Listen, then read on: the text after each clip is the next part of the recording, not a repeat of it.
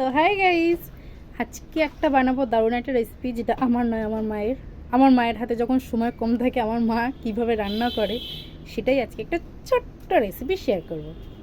প্রথমেই আমি রান্নার জন্য যা যা লাগবে সব কিছু আগে কেটে রেডি করে নিয়েছিলাম।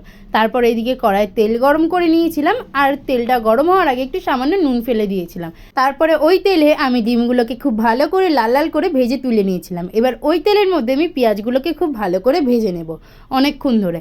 তারপরে ওর মধ্যে দিয়ে দেবো পরিমাণ মতো নুন। আবারও বেশ কিছুক্ষণ নাড়ার পরে ওর মধ্যে দিয়ে দেবো কেটে রাখা লঙ্কা আর টমেটোগুলো। এবার এগুলো দিয়েও খুব ভালো করে আমি নেড়ে নেব অনেকক্ষণ ধরে। কিছুক্ষণ ভাজা ভাজা হওয়ার পরে আমি ওর মধ্যে দিয়ে দেবো পরিমাণ মতো হলুদ। এবার সব কিছুকে দিয়ে একটু ভালো করে নাড়িয়ে চাড়িয়ে কিছুক্ষণ পরে আমি এর মধ্যে ঢেলে দেবো পরিমাণ মতো জল। অল্পই দিয়েছিলাম, আমি বেশি দিইনি। তারপরে ওর মধ্যে দিয়ে দিয়েছিলাম ডিম দুটো। অনেকক্ষণ ফোটার পরে নামানোর কিছুক্ষণ আগে আমি কিন্তু জিরের গুঁড়ো এখানে দিয়ে দিয়েছিলাম। তারপরে বেশ কিছুক্ষণ আমি হাই ফ্লেমে কিন্তু আমি ভালো করে ফুটিয়ে নিয়েছিলাম আরও কিছুক্ষণ।